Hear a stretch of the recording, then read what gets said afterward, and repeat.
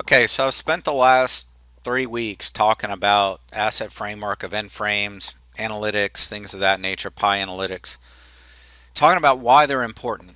Last week I started to touch on why is this important for advanced analytics and how does that start to feed, those processes. And part of it is, the language that your data scientists are going to speak are different than your operations people. They're going to be talking about, regression and different types of, algorithms and extracts and things of that nature. And it's just a very foreign language. They're going to be speaking in statistics, and operations people are going to be talking in dollars and cents and chemistries and physics and, how things are made and all of that. Two sides really don't speak the same language. And, for me, I think what I see our role, in this is becoming that translator between those two worlds. So, we're really dangerous, and we understand plant floor processes and pi and the data systems and things of that nature. But I think it's really important that we understand the data science side of things, and we've been really, starting to work hard on some of those things. I'm going to show you one of those tools today that I think is really going to be important. And I want to talk about why doing the AF and the event frames and things like that are going to be so critical to really help, those things. So with that, let's go over to the screen, and I'm going to show you a couple of things here. This is a tool called Simca. It's made by a company that originally they were named Umetrics. Now they're owned by a company called Sartorius Steedham. They're heavy in pharma and biotech, but what they do is they do multivariate data analysis. So that's there's three primary algorithms they use, which is PCA, or principal component analysis. They use PLS, which is partial least squares, and they use PLS-DA, or partial least squared dash discriminant analysis. We'll talk a little bit about some of those things. That's not even really that important per se, but we'll talk about how those things fit and what they do for us. But what we did was we took a customer's data, and we took like 500 points. I think this one's maybe like 300 points of data, and we took it in 15-minute intervals for a several week period. This customer said we ran really good in this 2 or 3 weeks, and we ran really poorly in this 2 or 3 weeks. What's different? We don't know what changed.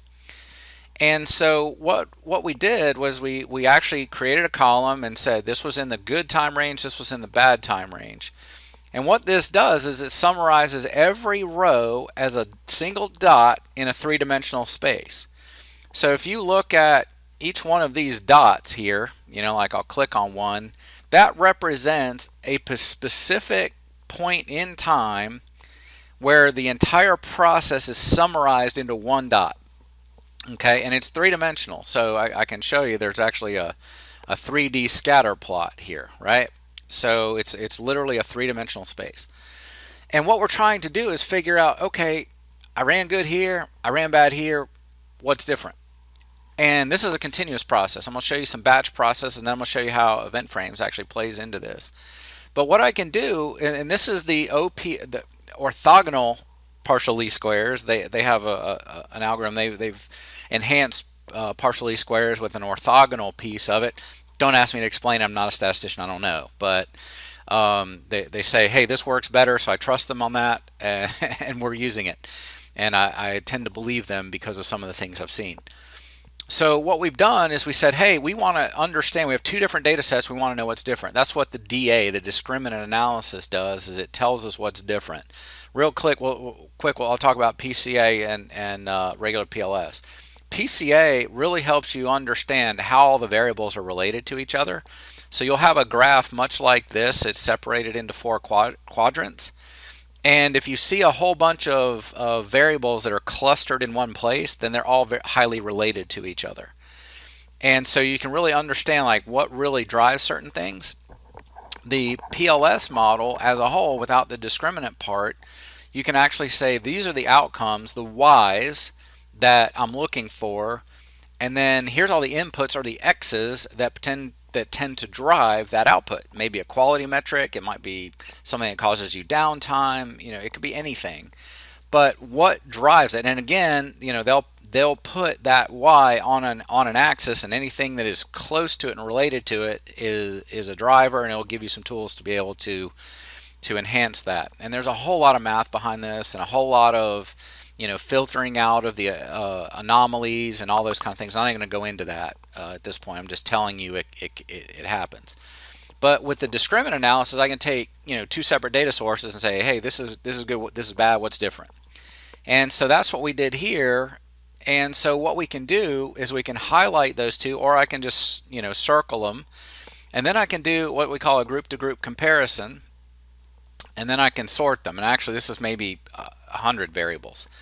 But what I can do is I can go in and say, okay, on either end of the spectrum, this one had an over 4 sigma difference or standard deviation difference than between good and bad. So I can click on it and it'll give me a score plot. So all the blue is my good running time, all my red is my bad running time, and you can see that I am significantly over the average, which is this green line. But the thing you have to understand about multivariate analysis is not just this one thing. It's multiple things that are, sorry, my phone started ringing. I meant to silence it. Let me go ahead and do that. Anyway, what I can do is I can actually highlight, multiple things, and I want to do a variable trend plot of those. Now I can see how they all relate in time. So I can say, okay, these things dropped at the same time these rose. Then I can bring that to my subject matter experts and say, okay, help me understand, because these are all the things that are going on. And in this case, I looked at these two variables and I said, you had a sensor that was just off. It just wasn't reading. That's what I suspect. So I would even throw this out of the model because I don't believe it. Or either that, or it was extremely consistent, and then you got way less consistent and way lower. So it drives those discussions on, with your subject matter experts to say, here's what I think's going on, right? So that's one way. This is a continuous process. Now, we can also do batch analysis with this as well. So if you have a batch process, we can do some analysis here. And in this particular case, if you look, the good and the bad tend to overlap each other. There's a lot of overlap, here. In this case, I was looking to see if this particular process maybe causes a problem in their good and bad period. This was an upstream process from where we were actually looking. And here there's so much overlap, I doubt it does. But one of the things that I really noticed, which was very interesting to me, and I'll pull this up 3D. One of the things I noticed was there's a separation between these two clusters, and the good and the bad overlap, and I didn't really understand that. I said, man, what is going on? Why is that the case? And so one of the cool things you can do is you can actually do a color. Let me find that tool. I can color by, and I picked a particular recipe parameter that I knew. I was like, I wonder if they're essentially doing two different products with this batch process. And I said, well, I wonder if that's it. Sure enough, one process is down here. I mean, one thing they're trying to make is here, one's up here. And so I said, okay, well, I know some differences about that. So I actually did that group-to-group comparison and said, what's different? It was all the things I knew. I knew that there were certain parameters that were drastically different. It pointed all those out, along with some other things that I may not have known.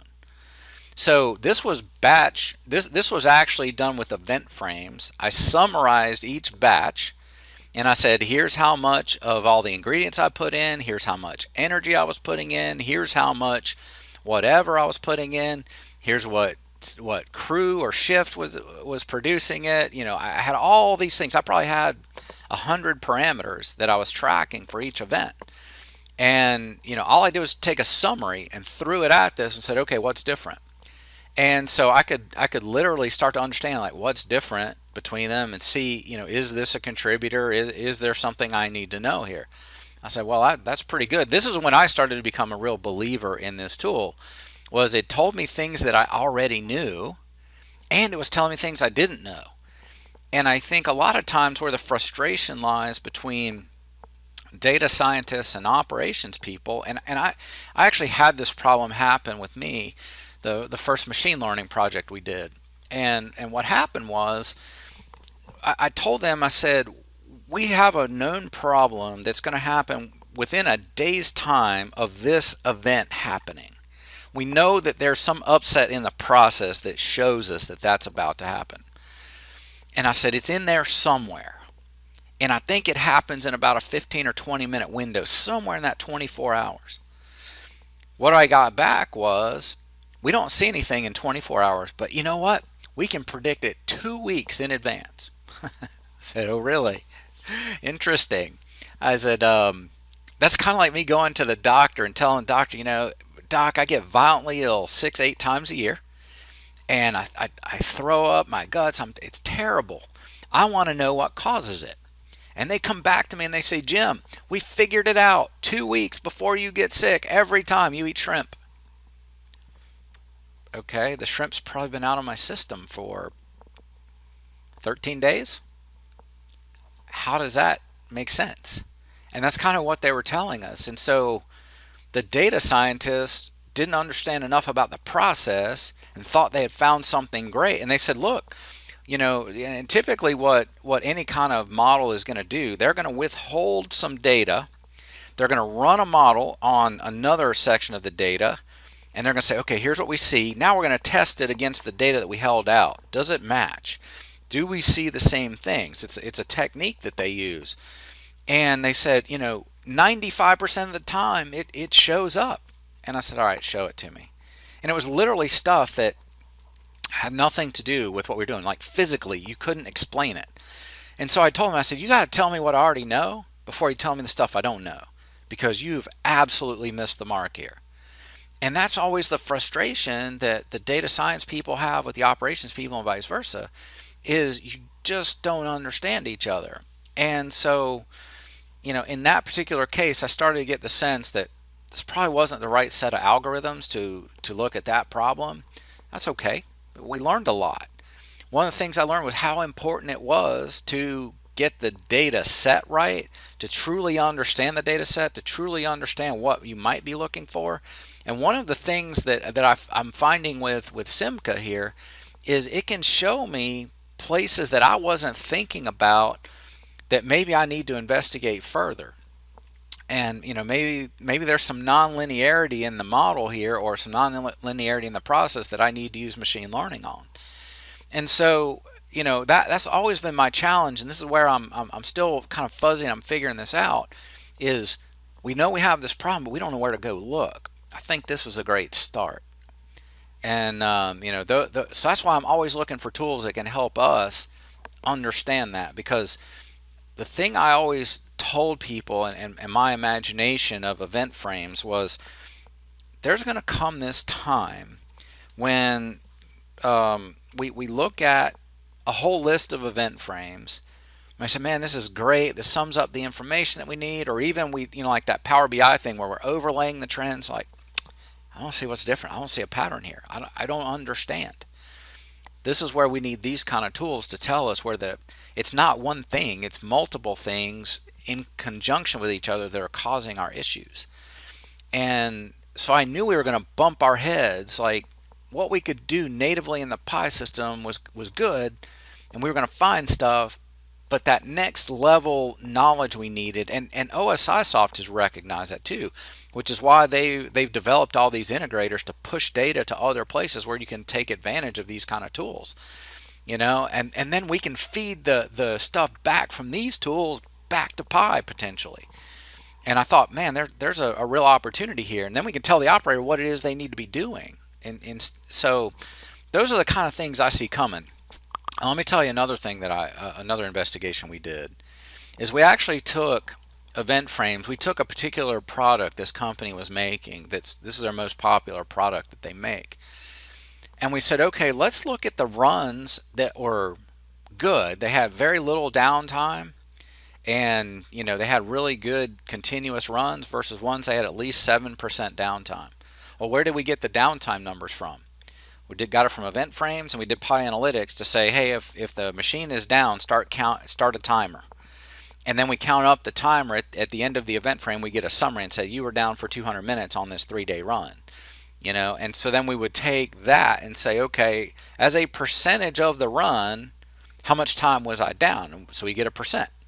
So good was defined as 1% or 0% downtime, and bad was 7% and above.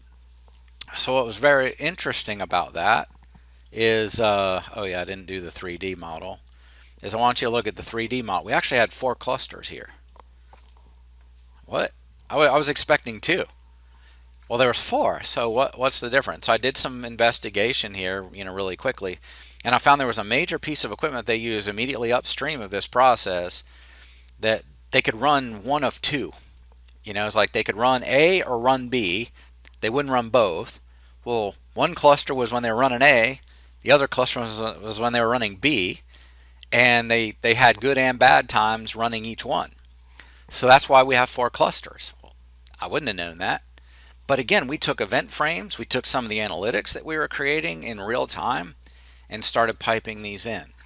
And we're able to do these kind of investigations, tell them like, hey, here's where you're not running the same.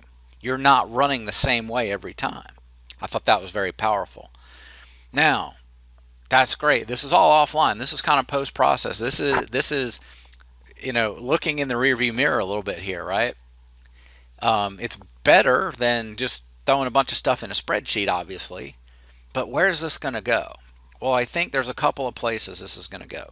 One, we take this and we feed some of it directly back down to Pi and put it up on a Pi Vision screen. That's one way. But the thing I like about Umetrics is they have another tool. You can take this model and actually run it online. You can have your entire process, batch or continuous, summed up as one data point, moving through a 3D space like this with limits around it. Here's this tube we need to run in, and here's kind of what that looks like. Is if I have this process, let me make sure I have this muted here so that I can hear myself. But what I see, let me play this a little. What I see is, here is this model moving through space. The entire process, whether it's batch or continuous, is summed up as one dot moving through a 3-dimensional space. The green line here in the middle is the target. The yellow lines are my specification limits, and the red lines are my control limits. So as this thing's moving along, we're going to violate, one of these rules. We're going to deviate right there. Boom. Nice little exclamation point. Hey, you violated the limits. Well, now what can happen is the operator, if they're watching this in real time, we could feed this back to Pi, give an alert to the proper people to say, hey, your process is violating, and here are the things you might be thinking, you might think you ought to do. The operator can see it in real time, and maybe they need a little guidance on what to do next. But literally what they can do is they can just click on that yellow triangle. Whoops. I'm trying to fast forward here. And what happens is they get, and this one's very simple. This is a demo. But you can get a plot that says, here are the contributors that why your process is starting to deviate. So I had a fellow ask me, it'd be really cool to talk about how some of the stuff you've been showing us, how that relates to maybe process safety, like overpressures or overreactions or over temperatures, that might cause a dangerous situation. Well, I could see that line going toward an overpressure, an overreaction in a chemical process or something like that.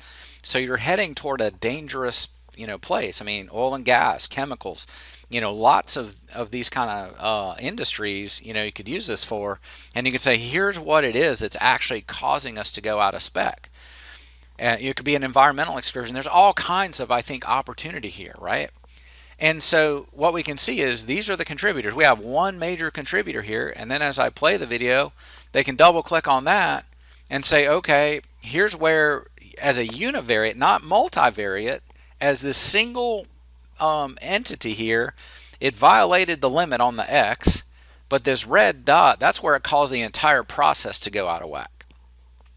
So what I really see is this is a much more predictive kind of an approach that is looking at hundreds of variables, that maybe even thousands of variables in real time, and saying here's your problem, or here's where you're going. If you continue to go down this path, you're going to struggle. I think the next step, and I alluded to this at the lighthouse, I think what happens from here is you drive something back down into the control system or into Pi or into whatever the operator is looking at, and it says, okay, here are three actions. Here's where you're going. Here are three actions you need to take. If you go this way, here's the effect it has on quality, cost, and rate. Here's the second one, quality, cost, rate. Third one, quality, cost, rate. Well, the machine really can't dictate which of these you really want to drive, right? So you can pick three actions from there. That's where I see this stuff going, is we make an intelligent control room and an intelligent process that's telling us, hey, these are the suggestions we have, and here's the impact it's going to have. I think that's where this is going to go. And honestly, I think the technology is out there today to do this. You know what the problem is? It's in manufacturing. It's in people's data. The data's not good enough. It's not clean enough. People aren't thinking about doing it this way. They think this is too far away. Okay, fine. Crawl, then we'll walk. This is running at a full sprint. What I just described is a full sprint. This is probably just running at a jog. Running at a full sprint, driving it back down to the operator. Here are the things you need to be doing. So think about what the kind of the evolution we've talked about here. So we can do AF and event frames, and why is that even important? Because it helps get context, gets our engineers in the right frame of mind. They're not creating, these one-off solutions that we have to recreate over and over. Okay, that's huge. Two, we talked about simple analytics, simple things you can do with the data you already own in the systems you already own, like Pi, and feed that back to the operator so that they can actually take action on it, right? It's those simple things that, instead of a raw flow, we took it and summarized it in an hourly, daily, monthly, thing where they can actually see what's going on, right? Then we talked about how does it begin to feed, these advanced analytics tools, but maybe there's this intermediate step in that crawl, walk, run phase where we want our subject matter experts to look at the events and compare them manually and kind of understand what's going on. I think if you do that, it'll help them have conversations with the data scientists. And eventually, I think the subject matter experts are working on some very different things than they are today, because they're still back at the lighthouse toting the oil. So how do we get them out of toting the oil and using this kind of stuff to really drive efficiencies and really help our operators understand the decisions that they need to make? So hopefully I've kind of walked you through those stages and shown you this is possible. It can be done. And we can help you. I've had this vision for a long time. I knew this was possible. These are the kind of things I've been imagining since April of 2013 when I first saw the concept of event frames. I started thinking about all those things I could have solved as a controls engineer that I spent hours hunting. And then I thought about all those times when I was toting the oil, dropping in Excel and doing pivot charts and trying to figure stuff out. Man, I have tools that can help me. And reduce my workload by a tremendous amount. Well, now I'm much more valuable to my company if I'm in a company, or I'm much more valuable to you as our customer or our potential customer, because we're bringing different tools to bear that can actually drive profitability to your company. That's what we're looking for. That's what we want to do. That's what drives us. So anyway, I'll get off my soapbox. I can tell I'm kind of getting wound up here, but I really hope that this 4-part series has shown you why you have to get the basics right, what things are important, and where this can go. So I challenge you, where are you at in this journey, and what's holding you back? Why are you still running around with a fire hose, or why are all your people running around with a fire hose putting out fires when we can get here and squelch the fire from even flaming up, or when it starts to flame up, automatically the water hits it? Or the fire hose pops up and they just squirt a little bit of water on it and boom, it goes away. It's not a major fire where it takes 10 resources to go figure it out. That's my challenge to you. How are you going to get here?